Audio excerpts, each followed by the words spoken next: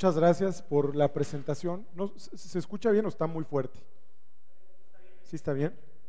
Bueno, muchas gracias por la invitación otra vez a Hugo, a toda la sociedad de alumnos del liceo. Me da mucho gusto volver a estar con ustedes y sobre todo en una sesión que me parece extraordinaria, que me parece desde el propio concepto muy innovadora y muy necesaria. Muy necesaria porque precisamente nuestra generación hoy tiene la oportunidad y el reto de pensar diferente, de pensar en muchos de los temas que vemos allá afuera y que a veces no nos cuestionamos más a fondo, pero que tienen un impacto importante en nuestra vida. Lo que quiero hacer con ustedes ahorita es una reflexión un poquito más general de lo que yo creo que nos puede mover para provocar una conversación y después que ustedes también participen y que podamos pensar en algunos de esos temas que a lo mejor les preocupan o que les gustaría estar informados sobre lo que está pasando y que si de alguna manera puedo compartir y explicar algo de lo que he aprendido me dará mucho gusto. Miren, una noticia que siempre me gusta compartir como inicio de este tipo de charlas o de reflexiones es una buena noticia. Yo creo que basta leer el timeline en Twitter o ver las noticias para ver que la mayoría de las cosas que se dicen son negativas y a veces hay que hablar de cosas positivas. Y esta noticia que hoy les quiero compartir es que el futuro, óiganlo bien y es muy importante entenderlo, el futuro no está definido. A veces nos han hecho pensar, sentir, creer que está definido, que no hay mucho que hacer. Vivimos en una época en la que es muy fácil escuchar no se puede, no lo hagas, no lo intentes, no vale la pena, no va a cambiar. Así es la realidad. Y cuando entendemos que el futuro no está definido, eso nos abre todas las posibilidades para que cada uno, desde donde estamos parados, desde aquello que nos mueve, que nos apasiona, que nos interesa, podamos pensar cuál es esa contribución que nos toca hacer. Cada uno de nosotros estamos en este mundo por algo y para algo. Cada uno tenemos una misión que cumplir. Escuchaba una reflexión que me gustó mucho el domingo pasado, cuando decía el padre, cada uno de nosotros fuimos creados con una misión y con Dios nos pide algo de manera particular, una vocación. La vocación es ese llamado para hacer algo. Pero el mérito de esa vocación no es nuestro, cada uno lo va descubriendo en un momento distinto de la vida. El mérito de esa vocación es de Dios porque Él es el que lo pone en nosotros para que nosotros en ese proceso de descubrirlo vayamos encontrando ese sentido de nuestra vida. ¿Por qué estamos aquí? ¿Para qué estamos aquí? Y yo creo que cuando uno voltea alrededor y ve la cantidad de cosas que están pasando en el mundo, la verdad es que eso abre terreno para pensar y hacer muchísimas cosas. Si entendemos que el futuro no está definido, entonces todo puede suceder. Y ahorita que leía yo la declaración de principios de este grupo y de lo que hacen, le digo, suscribo todos, me parece extraordinario. Es muy importante entender que no hay causa perdida. Lo decía Álvaro Uribe, el expresidente de Colombia, en sus memorias. A veces sentimos que hacemos algo chiquito que no tiene mucho sentido, que no transforma de manera grande o heroica la realidad.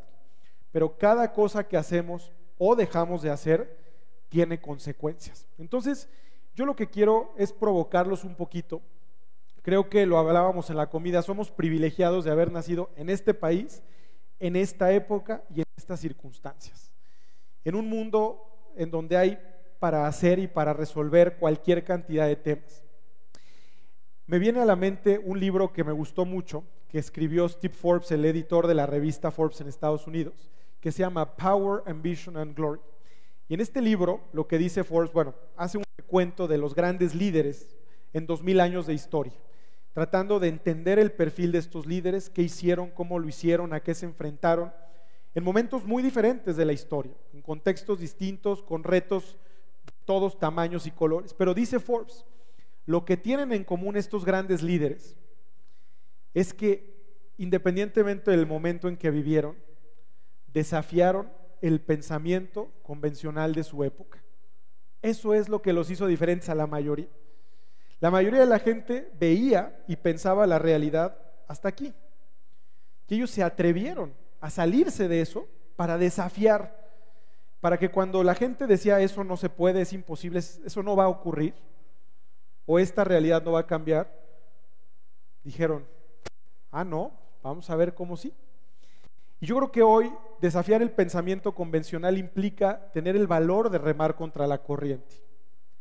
El año pasado le entregamos un premio que otorga IP a nuestro instituto, el Think Tank, al expresidente de España, José María Aznar. Y yo le preguntaba, presidente, ¿cuál cree usted que es la característica más importante que debe tener un líder? Y dice Aznar, bueno, la primera sin duda es claridad de ideas. Hay que tener claridad de ideas. Si tú no tienes claridad de ideas, pues no sabes ni a dónde vas, lo que hablábamos ahorita. Si tú primero no te formas, no te informas, no entiendes la realidad, el contexto en el que estás, qué está pasando allá afuera, pues difícilmente vas a llegar a algún lado, ¿no?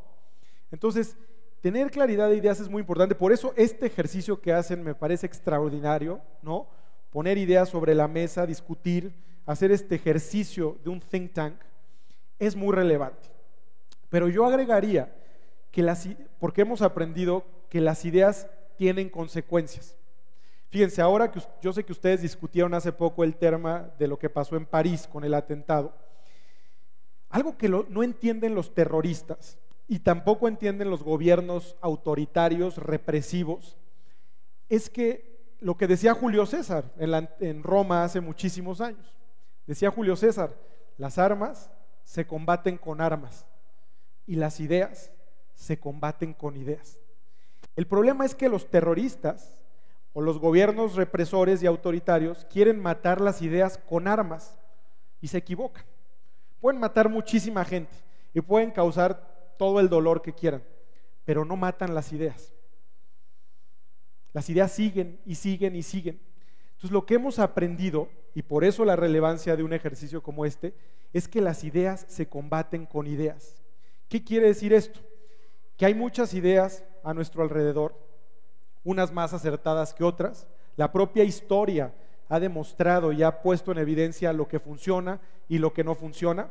El problema es que somos muy necios los seres humanos y nos empeñamos en hacer y repetir lo que incluso ya vimos que no funciona. Pero si queremos cambiar buena parte de lo que nos rodea, de aquello que ha tenido un impacto negativo en nuestra vida, tenemos que empezar a darle más importancia a las ideas y con nuevas ideas ir desplazando a esas ideas arcaicas o equivocadas o lo que ustedes quieran, el adjetivo que les quieran poner. Por eso es tan relevante un ejercicio como este y por eso es tan relevante aprender a pensar, porque las grandes revoluciones, los grandes cambios han sido cuando se da un cambio de paradigma, cuando la gente se cuestiona de manera diferente y empieza a pensar de manera distinta. Eso es a lo que hay que apostarle. Pero a veces lo que pasa es que no nos gusta pensar, nos da miedo pensar. Bueno, nos da miedo muchas cosas, que ese es otro tema. Hemos sido educados y hemos crecido en un sistema que es de miedo y que todo es miedo y miedo y miedo. Y muchas veces por eso estamos paralizados. El miedo es un sistema de control. Pero entonces hay que aprender a romper con ese miedo para pensar, para atrevernos y arriesgarnos a pensar. Aunque suena casi a chiste, ¿no? Aprender a pensar, pero el hecho de saber cosas de memoria, el hecho de repetir lo que otros dicen, el hecho de escuchar una cosa, que lo primero que nos dicen creerlo, eso no significa aprender a pensar. Aprender a pensar significa hacer un esfuerzo, tener un criterio, cuestionar y cuestionar permanentemente. Porque eso es lo único que nos va a permitir entender otras realidades y tener cada vez un criterio mucho más agudo para poder hacer la diferencia. Pero para aprender a pensar hay que perder también el miedo a conocernos a nosotros mismos. Decían desde la Grecia antigua, escrito la máxima en el templo de Delfos: conócete a ti mismo. Fíjense, en un mundo en el que tenemos tantas cosas, herramientas y ruido de todo tipo, muchas veces el mayor miedo que tenemos es a estar en silencio. Hay gente que no puede estar sola, hay gente que necesita estar con alguien y de un lado a otro, no quiere tener ese tiempo y ese espacio para sí mismo, para pensar, para conocerse, para entenderse. Y si no nos damos esa oportunidad, difícilmente vamos a poder cambiar algo allá afuera, porque todos los grandes cambios que uno quiere emprender en la vida, del tamaño que sean, empiezan por nosotros mismos. Pero esos cambios no pueden suceder si no nos conocemos, si no aprendemos a pensar y si no tenemos también amor propio. Porque muchas veces permitimos que otros nos hagan, nos digan, nos lastimen, porque nuestra autoestima es de este tamaño. Y yo, una de las cosas que más me preocupan, lo escribía hace poco en un artículo en El País, es un país como país con ciudadanos de baja autoestima está condenado al fracaso. ¿Por qué? Porque un país de ciudadanos con baja autoestima permite todo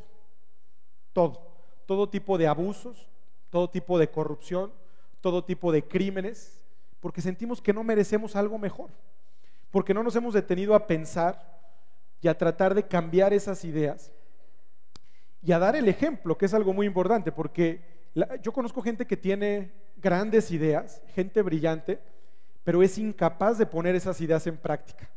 Las ideas tienen consecuencias, pero solitas flotando no hacen la diferencia. Por eso a ese consejo del presidente Aznar de tener claridad de ideas, yo agregaría, no basta tener claridad de ideas, se requiere tener el valor para ponerlas en práctica y para defenderlas. Hay gente que dice, no, yo tengo mis ideas muy claras, y cuando viene alguien y le da un manotazo o le contradice, se asusta y entonces empieza a dudar, ¿no? Hoy el mundo necesita, y México particularmente, de jóvenes, porque somos una generación deberíamos de ser la más informada, yo creo, por todas las herramientas con las que contamos. Ya nadie puede poner pretextos. El que es ignorante, también lo escribí el otro día, es porque decide ser ignorante, porque todo lo que vemos allá afuera, nos guste o no nos guste, es un reflejo de lo que pensamos, es un reflejo de lo que decimos, es un reflejo de lo que hacemos, pero también es un reflejo de lo que dejamos de hacer, de lo que permitimos y de lo que toleramos. Esos abusos del gobierno y de todo aquello que nos indigna, que nos duele, del tamaño que sea, lo hemos permitido, por las razones que sean. Entonces, por eso, esa parte de que se requiere el valor y entender también algo muy importante, ponernos, cuando hablamos de ideas, hay que ponernos en contexto. Miren, muchas veces no valoramos lo que tenemos, simplemente porque lo tenemos y porque lo damos por hecho. Nacimos y crecimos en un mundo de tantas posibilidades que ya no nos detenemos a pensar cuánto costó llegar al punto en el que estamos. Pero cuando uno revisa la historia de la humanidad, es muy interesante ver cómo cada generación, unas más que otras, pero ha hecho una contribución significativa para inventar el futuro. Cada generación ha aportado algo para inventar el futuro. Cuando uno mira a los egipcios, ¿no?, con la invención del papiro, una nueva forma de escritura, una nueva forma de comunicarse, los fenicios con el tema del alfabeto, y cuando vamos entendiendo cómo se aproximó el ser humano a la realidad, primero era la cosmología, a partir de observar los astros y de creer que eran el centro del universo, y así interpretaban la realidad. Después fue la ontología, entender la esencia de los seres. Después hubo quien dijo, no, eso no es suficiente, y surge la metafísica, y dicen, hay realidades que existen, aunque no las vemos. Y así el ser humano ha tratado de entender y de aproximarse y de interpretar la realidad. Piensen ustedes que el mundo, después de Cristo, tardó 1492 años en descubrir que más allá del océano había otro continente. 1492 años tardó el mundo en saber que existía América. Hoy el mundo, en la segunda década, mitad de la segunda década del siglo XXI, no tiene que esperar 1492 años para descubrir nada. Cada semana se tiene en la NASA un registro de un planeta nuevo, de una nueva estrella, de un nuevo astro, de una nueva galaxia. La velocidad a la que se dan estos descubrimientos es impresionante. Hoy muchos paradigmas se están rompiendo porque pasan cosas que eran impensables, pero todo esto ha sucedido gracias a que cada generación ha aportado un poquito para inventar ese futuro. Cuando uno se para adentro de una catedral en Europa, y esas catedrales que tardaron 200, 300, 500, 600 años en construir, Nosotros somos unos turistas que llegamos muy contentos y empezamos a ver y tomamos fotos y unos admiran más que otros. Pero piensen ustedes cuánta gente dio la vida entera por construir esas catedrales, cuántas generaciones pasaron en 200, 300, 400, 500 años para construir una catedral que hoy nosotros simplemente llegamos, nos paramos, admiramos y ellos nunca vieron el resultado, nunca vieron la catedral terminada. Esto es solo un ejemplo para decir lo afortunados que somos. Todo lo que hoy podemos admirar que otros hicieron, y no nada más eso. Hace poco, platicando con el profesor Mohamed Yunus, Premio Nobel de la Paz, el fundador del Grameen Bank en Bangladesh, decía: ustedes, refiriéndose a nosotros como generación, son la generación más rica en la historia de la humanidad. Fíjense, la generación más rica en la historia de la humanidad. ¿Por qué? No porque tengamos más dinero en la cartera.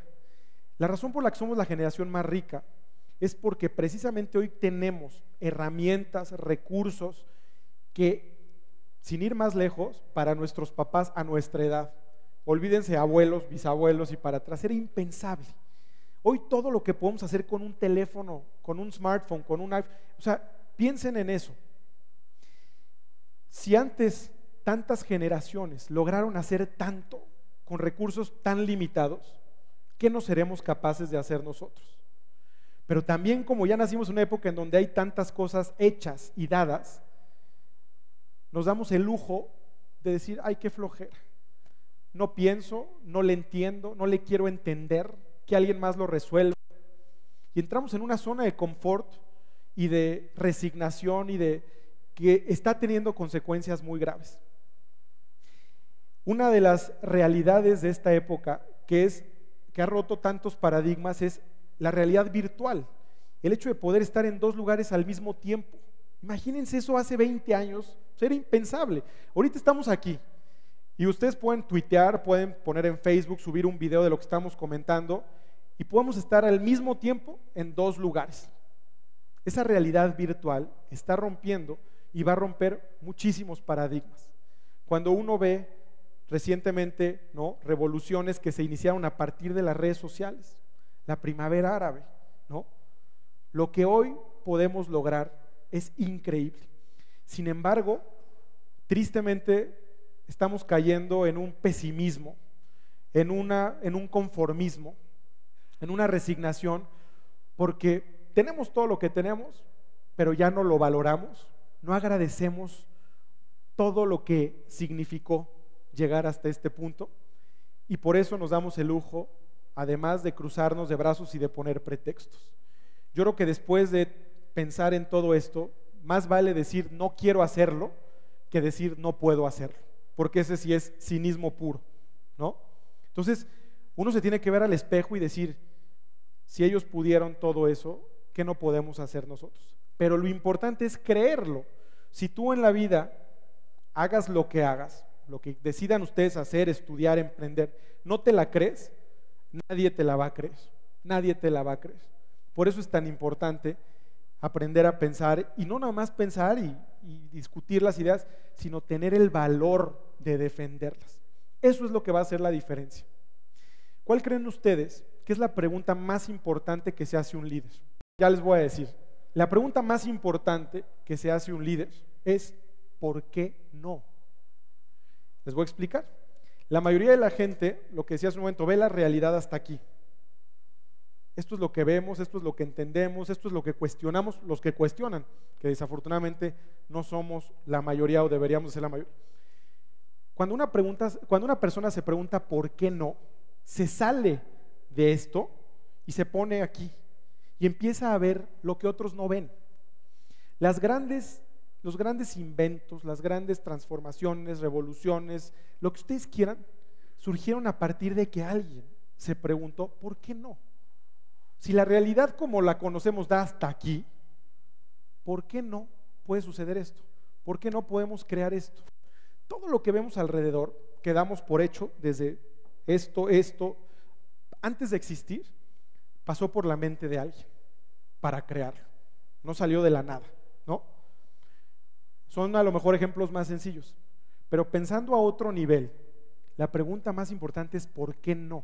cuando nosotros nos preguntamos por qué no, ahí es donde surge la creatividad, ahí es donde se potencia la capacidad de innovar, porque entonces al decir por qué no, llegan una serie de ideas que sí son fuera de lo común, pero qué bueno, que la mayoría todavía no ha visto. Y yo creo que esa es la pregunta que deberíamos todos de hacernos constantemente. No quedarnos conformes con lo que estamos viviendo y viendo y que sabemos que ya no funciona. ¿Por qué no yo puedo hacer esto, lograr esto? ¿Por qué no México puede ser un país así y así? ¿Por qué no? ¿Por qué no? ¿Por qué no?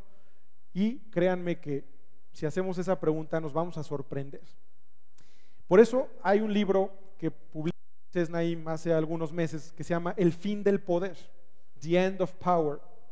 Y en este libro él explica todos estos cambios tan acelerados que el mundo está viviendo.